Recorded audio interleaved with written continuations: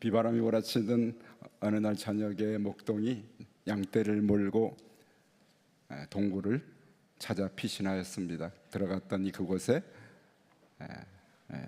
들에서 살고 있던 양무리가, 야생 양무리가 있었습니다. 목동은 그때 순간 욕심이 생겨서 그 야생 양무리를 자기 것으로 삼기 위해 가지고 온 건초 더미를 야생 양무리에게 먹였습니다.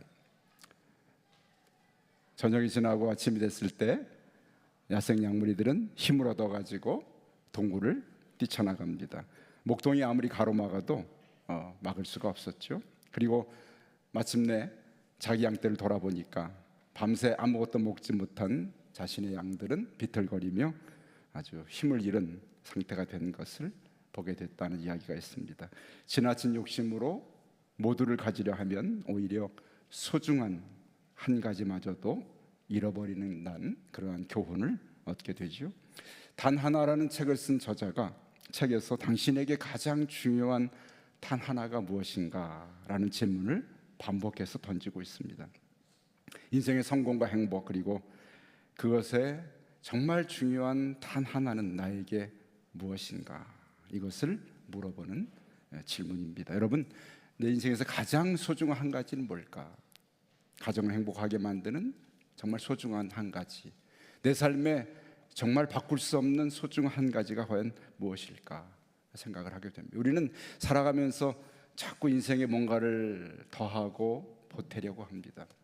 그러다 보면 정말 중요한 한 가지가 무엇인지를 잃어버리게 되죠. 어쩌면 인생은 살아가면 살아갈수록, 나이를 먹을수록 빼내는, 뭔가를 빼내는 빼기의 인생입니다. 정말 중요하지 않은 것도 하나씩 버리게 되고, 그리고 포기하게 되고, 그래서 던져버림으로 인하여서 정말 소중한 한 가지가 내 인생에 남아야 하는 것이 행복한 삶을 사는 사람의 그러한 비밀인 것을 깨닫게 됩니다. 예수님께서 신앙생활에서도 마찬가지로 말씀하십니다. 마르다와 마리아의 집에 방문하셨을 때 마르다는 예수님을 위해서 분주하게 많은 것을 준비하기 위해서 그렇게 다녔습니다. 그때 주께서 마르다에게 이렇게 말씀하십니다. 누가복음 10장 41절에 보니까 마르다야 마르다야, 네가 많은 일로 염려하고 근심하나 몇 가지만 하든지 혹은 한 가지만이라도 족하니라. 한 가지만이 족하다.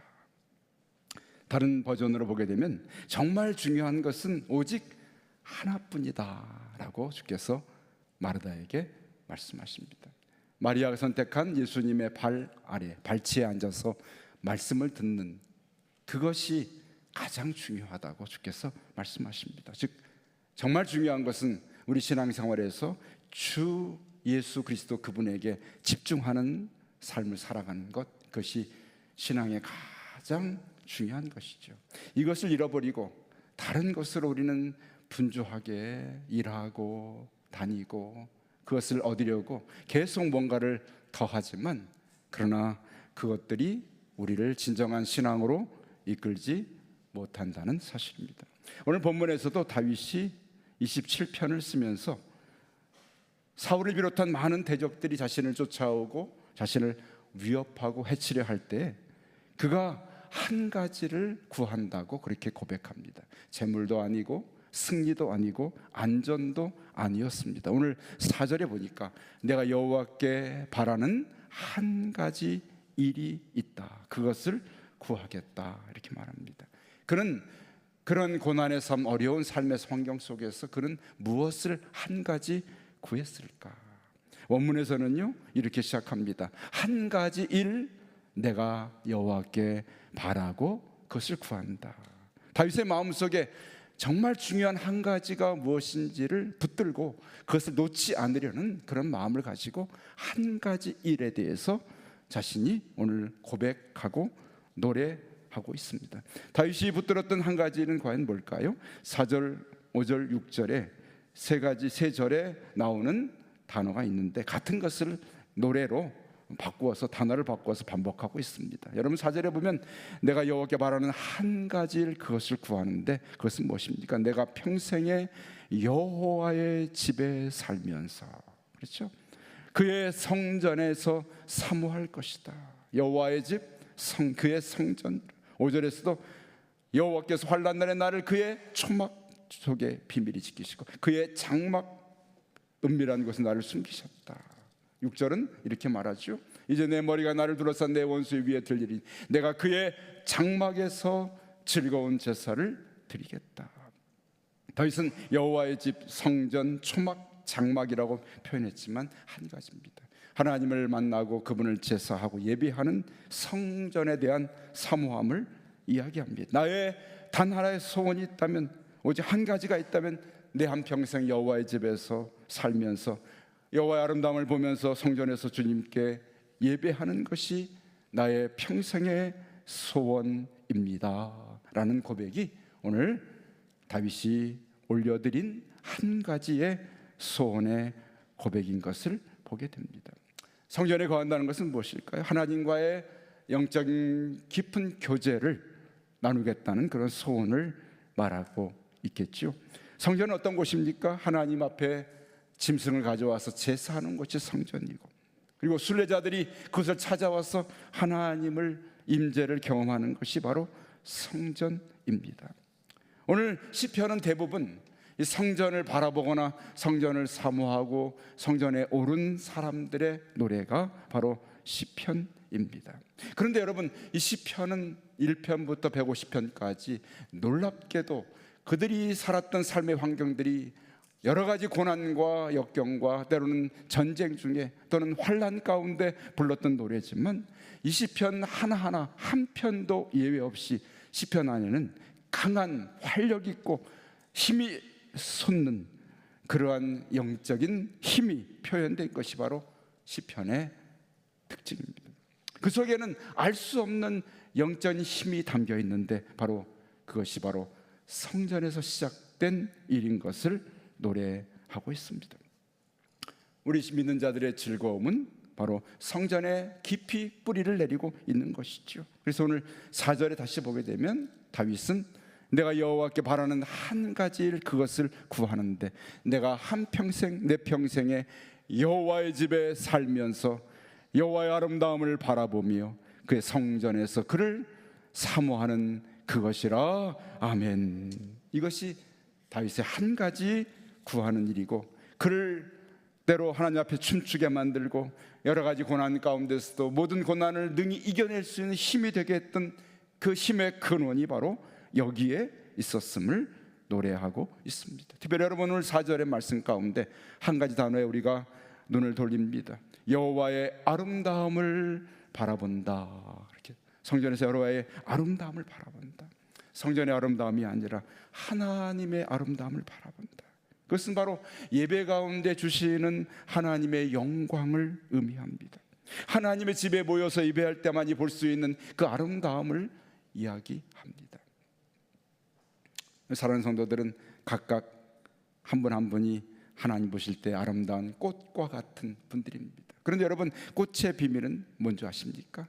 한 송이가 아름답지만 아름다운 꽃이 함께 모여서 무리를 지으면 그것이 한 송이의 아름다운 것은 비교할 수가 없습니다. 비교할 수가 없습니다. 한 송이의 아름다움, 그 꽃도 아름답지만 그 꽃들이 모여서 무리를 지어서 존재하면 그것처럼 아름다운 것이 없습니다. 예배가 바로 그런 것이죠. 오늘 다윗이 바라봤던 성전의 아름다움이 바로 이것입니다. 여호와의 아름다움을 바라본다는 것은 성전에 모여서 여호와 하나님을 예배하고 그분을 찬양하는 그 아름다운 사람들이 모인 그곳에서 바라보는 아름다움은 세상 어디에서 찾을 수 없는 너무나 아름다운 성전의 아름다움인 것을 오늘 노래하고 있습니다. 그렇죠? 하나님을 예배하기 위해서 각자가 살았던 저 멀리서부터, 저 먼 나라 먼 땅에서부터 성전을 향해 걸어왔던 순례자들의 발걸음이 그곳에 모이지 않습니까? 그곳에 갔더니 하나님께서 순례자들을 맞아주시고 그들의 죄를 용서해 주시고 그들과 함께 하심을 확신시켜 주시고, 하나님의 집에 도착했더니 그곳에 도착한 자의 평안과 위로와 행복이 거기 모인 예배자들에게 충만하게 임하는 것을 경험하는 그 순간을 다윗은 오늘 떠올리면서 내가 성전에서 여호와의 아름다움을 내가 바라본다고 노래하고 있습니다. 그리고 그의 성전에서 그것을 내가 사모하고 있습니다 라고 말하고 있습니다. 이미 하나님께서도 성도들이 모여서, 순례자들이 모여서 하나님을 예배할 때 그들을 만나기를 기뻐하시며 그들의 드리는 제사를 기쁘시게 받으십니다. 그런데 그 제사는 그들이 가져온 양이나 염소나 소나 짐승을 드리는 제사를 하나님이 기다리시지 않으셨습니다. 그래서 때로 이렇게 말씀하십니다. 내가 너희 집에서 수소나 내 우리에서 순념사를 가져가지 않을 것이다. 왜냐하면 이 산속에 있는 짐승과 무산의 가축들이 다 내 것인데 너희의 가져온 짐승을 내가 기다리겠느냐. 내가 기다리는 것은 바로 너희가 드리는 마음의 제사고 너희가 바라보는 나를 사모하고 나를 원하는 너희의 영혼의 제사인 것을 주께서 말씀하고 계신 줄로 믿습니다. 내가 배가 고파도 너희에게 짐승을 달라고 하겠느냐. 내가 음악을 의식으로 필요로 해도 내가 너희를 찾아가겠느냐. 너희가 마음으로 부르는 찬송과 너희가 마음으로 드리는 그 경배를 하나님은 오늘 기다리고 계신다는 말씀입니다. 다윗이 바로 오늘 성전의 아름다움을 바라보며 그의 성전에서 하나님을 찬양하고 경배하는 이야기를 주께서 말씀해 주고 계신 것이죠. 제사의식보다 더 필요한 것은 바로 하나님을 향한 그런 기쁨과 즐거움의 예배인 것을 말씀하고 있습니다. 6절에 그래서 다윗은 이렇게 노래하죠. 이제 내가 내 머리가 나를 둘러싼 내 원수 위에 들리리니 내가 그의 장막에서 즐거운 제사를 드리겠고 노래하며 여호와를 찬송하리로다. 아멘. 다윗은 하나님 정전에 드리는 제사를 즐거운 제사라고 그렇게 표현하고 있습니다. 여러분, 우리 믿는 자의 기쁨과 즐거움은 바로 성전의 뿌리를 받고 있습니다. 하나님을 향한 기쁨과 즐거움이 우리의 기쁨과 즐거움이고 우리의 기쁨과 즐거움은 바로 성전에 뿌리 내려 있기 때문에 성전에서부터 우리의 기쁨과 즐거움이 우리에게 임하게 되고 흘러 넘치게 되는 줄로 믿습니다. 아멘. 예배는 바로 성전에서 드리는 예배는 우리 영혼의 기쁨과 즐거움의 근원이 됩니다. 근원이 됩니다. 놀라운 것이죠. 우리 인생을 살아가면서 믿지 않는 사람들은 세상에서 즐거움을 얻으려고 합니다. 그래서 여러 가지 노래나 또는 여러 가지 쾌락과 향락을 따라서 얻으려 하지만 그러나 그들의 영혼 깊은 곳에 뭔가 허전하고 채울 수 없는 그런 허무함을 품고 살아갑니다. 우리 신앙도 마찬가지죠. 내 가족의 형통함과 자녀의 잘됨과 또 가정의 물질의 풍성함을 구하고 바라지만 그것들을 내가 얻었다 한들 내 마음속에 알 수 없는 그러한 허무함, 비어진 뭔가를 느끼게 되는데 그것이 채울 수가 없는 것들, 그것은 오직 하나로 채워지게 되는데 바로 예배를 통해 주시는 하나님의 영적인 기쁨과 즐거움이 바로 우리 마음의 온전한 체험을 허락해 주시는 바로 근원이 되는 줄로 믿습니다. 그래서 오늘 다윗은 성전에 드리는 제사를 즐거운 제사라 이렇게 노래하고 있습니다. 예배하면서 즐거운 기쁨이 나온다는 이야기죠. 특별히 우리가 드리는 이 예배는 예수 그리스도의 그 십자가와 부활을 붙드는 예배입니다. 우리 삶 가운데 십자가에 죽으신 그리스도처럼 내 삶에 소망이 없고 삶의 절망과 실망과 낙심만 되는 삶의 상황을 가지고 살아가면서 이곳에 모였지만 그리스도의 부활의 기쁜 소식이 예배 가운데 넘쳐나게 되고 그래서 삶에 어떤 어려움을 당할지라도 어떤 어려움을 내가 당했을지라도 예배 가운데 주시는 하나님의 부활의 소망과 부활의 노래가 우리에게 들려지게 되면 그 어떤 삶의 상황도 다 이겨내게 되고 새로운 부활의 소망이 우리 안에 노래되어지고 즐거움으로 변화되어 찾아오게 되는 줄로 믿습니다. 삶의 때로는 우리가 고난을 당하고 어려움을 겪습니다. 물질을 잃어버리고 소중한 사람들을 잃어버리게 되고, 어쩌면 그것이 아니면 살 수 없을 것 같은, 이것을 놓치고 이것을 잃어버리면 내 인생에 아무 의미가 없을 것 같은 것을 내가 잃어버릴 때도 있습니다. 그런데 놀라운 것은 그런 마음을 가지고, 그러한 삶의 상황을 가지고 예배의 자리에 엎드리고 예배의 자리에 앉았는데 하나님께서 나에게 부활의 즐거움을 회복시키십니다. 이 즐거움은 세상의 즐거움이 아닙니다. 하나님께로부터 임한 그런 부활의 능력이 주는 그런 즐거움이 내 마음을 사로잡고 내 마음의 모든 것들을 다 잃어버리고 절망하고 낙심한 것 같은 나의 심령 안에 새로운 소망이 싹트기 시작하는데, 그것이 바로 다윗이 노래한 예배의 즐거운 제사요, 즐거운 예배부터 오는 그러한 소식이고 그러한 기쁨이고 즐거움인 줄로 믿습니다. 아멘.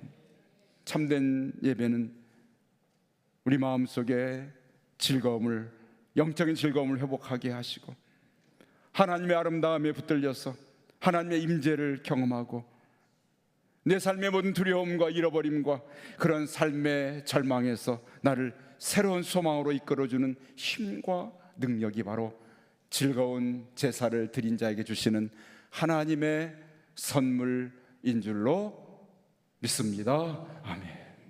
자, 다윗 성전을 찾았는데 하나님 앞에 제가, 하나님, 성전을 향하여서 내가 지금 당한 상황이 전쟁 중에서 내가 고난 속에 있는데 하나님 어떻게 나를 도우시렵니까? 나를 버리지 마시고 나에게 도움이 되어 주옵소서 하면서 간절히 긍휼을 구하는 다윗에게 하나님께서 8절 말씀에 성전을 향한 그의 마음에 이런 음성을 들려주시요. 8절 같이 읽어봅니다.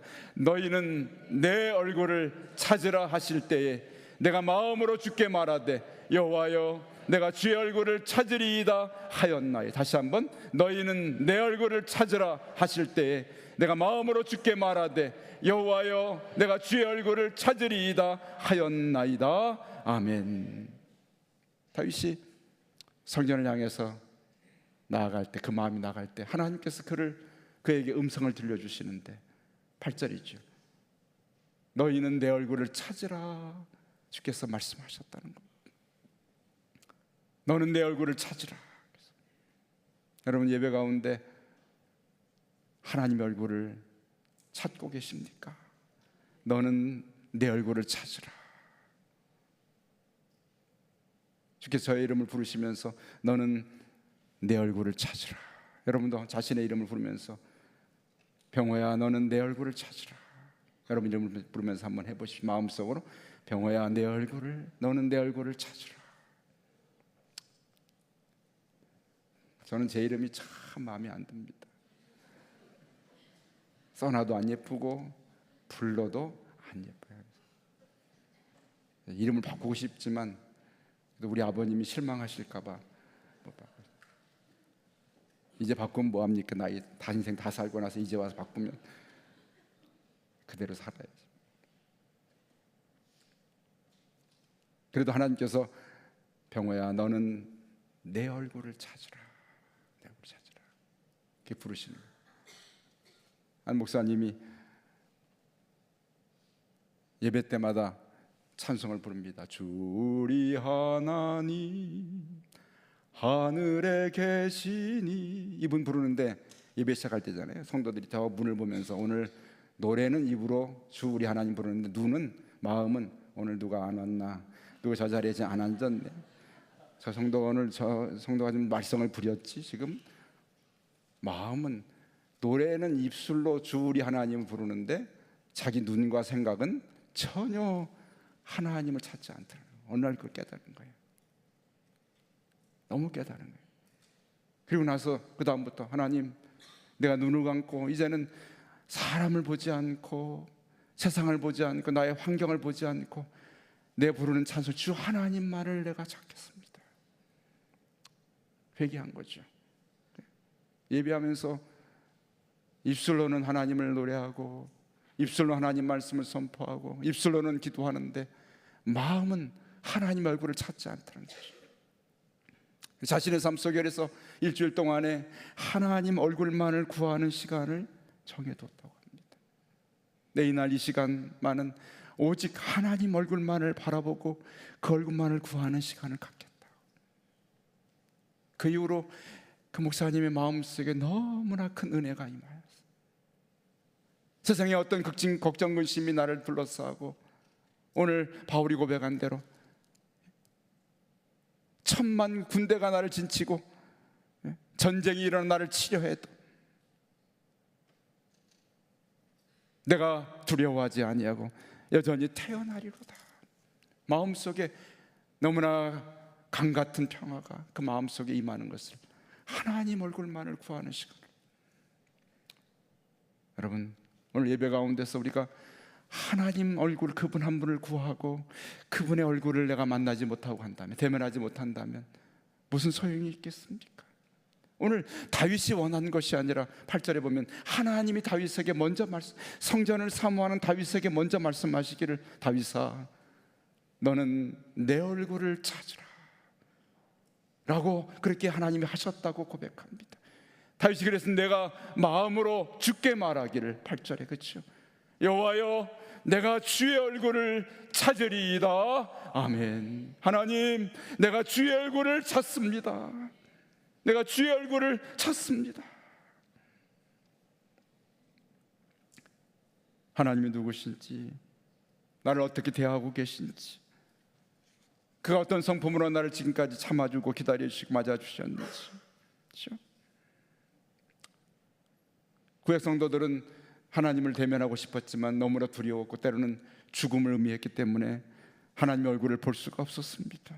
모세도 너무나 하나님을 사랑하고 사모하여 그 얼굴을 보기를 원했지만 하나님이 모세를 깊은 곳에 감추신 후에 지나가신 후에 그 뒤를 보이신 하나님을 보게 됩니다. 그런데 여러분, 우리는 얼마나 행복한 자들인지요. 우리 주 예수 그리스도께서 오셔서 나를 본 자는 아버지를 보았거늘. 예수 그리스도를 통해서 하나님의 형상을 볼 수 있도록, 그의 얼굴을 대면할 수 있도록 우리를 이끌어 주셨으니 얼마나 놀랍습니까? 주님은 우리의 신앙을 통하여서 예수 그리스도 그분과의 연합과 교제를 통하여 하나님의 얼굴을 오늘 볼 수 있는, 하나님의 얼굴을 찾는 삶으로 우리를 이끄십니다. 그래서 우리의 삶이 하나님과 영적인 교제를 나누고 그분과 사귐이 있는 신앙을 원하죠. 예배 가운데 하나님과의 교제가 있고, 예배는 하나님과의 사귐을 경험하고 그분을 만난 자의 만남의 기쁨을 누리게 되는 것이 바로 예수 그리스도를 통해 주시는 하나님의 은혜입니다. 그래서 오늘 요한복음 15장에 포도나무와 가지 예배를 통해서 예수님은 우리가 주님과 하나 연합된 자, 너희가 내 안에 내가 너희 안에 그리고 내가 아버지 안에 있는 자가 바로 하나 된 하나님의 얼굴을 구하는 자, 찾는 자의 삶을 연합과 교제와 사귐을 통해서 우리에게 경험하도록 가르쳐 주셨습니다. 다윗은 예수 그리스도를 그분 직접 경험하지 못했지만 하나님의 얼굴을 찾음을 통하여서 하나님과의 연합과 교제를 경험하는 삶을 통하여 그가 성전의 즐거움, 삶의 기쁨을 회복하고 이것이 삶의 능력이 되고 힘이 되는 삶을 경험한 것을 오늘 말씀하고 있습니다. 오늘 다윗의 고백처럼 예수님께서 가르쳐 주신 그러한 연합과 사귐의 비밀을 통하여서 날마다 저 여러분의 삶 속에 내 얼굴을 찾으라는 하나님의 음성이 우리 마음의 고백을 통해서 하나님, 내가 주의 얼굴을 찾습니다. 날마다 예수님과의 풍성한 연합의 삶이 사라지시기를 주의 이름으로 축원합니다. 하나님과의 충만한 사귐의 삶이 사라지시기를 주의 이름으로 축원합니다. 그것이 하나님의 얼굴을 찾는 삶입니다. 하나님의 얼굴을 찾는 삶입니다. 그렇죠? 많은 사람들이 얘기합니다. 난 하나님을 믿지만 예배는 가지 않습니다. 왜 귀찮게 예배를 갑니까? 어떤 사람은 주일날 늦잠을 자서 늦게, 유일하게 늦잠 자는 날 느긋하게 아침을 먹고 가족들과 한가한 시간을 보내다가 친구와 점심을 먹고 나가서 즐거운 게임을 하거나 놀이를 하고 하루를 보내는 것, 이것이 얼마나 나에게 행복한 시간인데 이 소중한 시간을 예배에 바꿉니까? 여러분, 세상에 살아있는 지으신 모든 피조물은 하나님 지으신 가축이나 식물이나 모든 것들이 한 가지가 그 속에 없는데, 우리에게는 하나님께서는 특별히 지으신 하나님의 피조물, 우리 안에 하나님이 하나님의 형상을 주셨습니다. 저 여러분 속에 하나님의 형상이 심겨진 자들입니다. 이런 우리들에게는 하나님과의 올바른 관계가 아니면 살 수가 없는 자들이에요. 예배는 바로 하나님과의 올바른 관계를 맺어주는 놀라운 영적인 삶의 시간, 회복의 시간, 생명의 자리가 바로 예배의 자리인 줄로 믿습니다. 아멘. 이 시간을 통해서 하나님은 우리 안에 잃어버린 거룩함을 회복하십니다. 우리의 마음에 하나님의 진리의 양식을 우리에게 먹여주십니다. 우리를 하나님의 아름다움으로 나아갈 수 있도록 우리 죄악들을 깨끗하게 씻어주십니다. 가슴이 메말라버린 우리의 마음속에 메말라버린 하나님의 사랑을 회복하게 하셔서 이것을 가지고 세상을 향해서 사랑의 마음으로 나아가게 하십니다. 삶의 진정한 목적을 상실하고 방향 없이 살아가는 우리의 삶 속에 하나님의 진정한 삶의 목표를 회복하는 그러한 것을 내 안에 심어주십니다. 그것이 예배가 주는 놀라운 하나님의 얼굴을 찾는 자들에게 주시는 하나님의 놀라운 약속들입니다. 여러분, 어디서 우리가 하나님의 거룩함을 내 안에 회복할 수 있습니까? 어디서 우리가 이 진리의 양식을 먹을 수 있습니까? 나 혼자 성경을 읽을 줄 몰라도 나 혼자 주는 은혜에 불과하지만 우리가 모여 예배할 때 오늘 설교자를 통해 주시는 하나님의 주시는 영적인 메시지가 오늘 우리 공동체 가운데 모두에게 임하는 것이 바로 하나님의 진리의 양식입니다. 이것을 먹는 것이죠. 어디서 우리가 죄악을 씻어 하나님의 아름다움으로 우리를 정결하게 씻어주시겠습니까?